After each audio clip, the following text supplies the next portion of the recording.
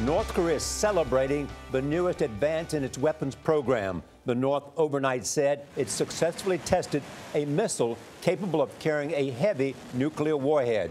Analysts in South Korea say it flew higher and longer than any other from the North. The country's 7th missile test of the year was launched from North Korea's west coast yesterday. The missile landed in the Sea of Japan near the Russian coast. Adriana Diaz is in Beijing following the growing threats and tensions. Adriana, good morning. Good morning. North Korea says the missile was a new model. Kim Jong-un oversaw the launch, and according to state media, he warned that U.S. territories are within reach and also claimed that North Korea is capable of a retaliatory strike.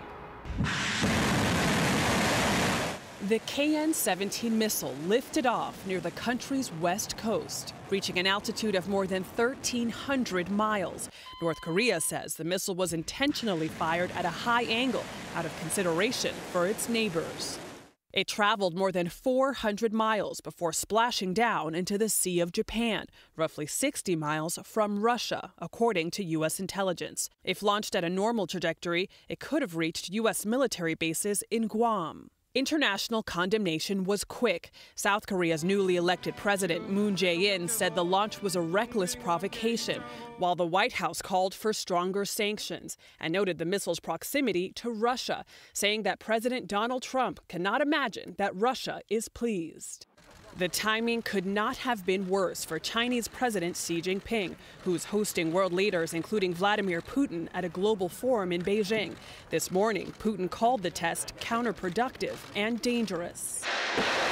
North Korea has tested dozens of banned missiles in the last year, though this was the first success after a string of recent failures. North Korea is capable of continuing to develop longer-range missiles. Physicist David Wright says the regime's longest test to date shows they're inching closer to a missile capable of reaching the U.S. mainland. This is an important step. There's still a window for trying to negotiate with North Korea, capping its nuclear and missile programs at a point where it's much less of a threat to the United States.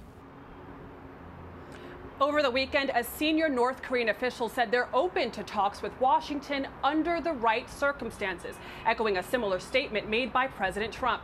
But U.S. officials say that missile launches like this one shatter the prospect of dialogue, at least anytime soon. Gayle. Adriana Diaz reporting from Beijing. Thank you.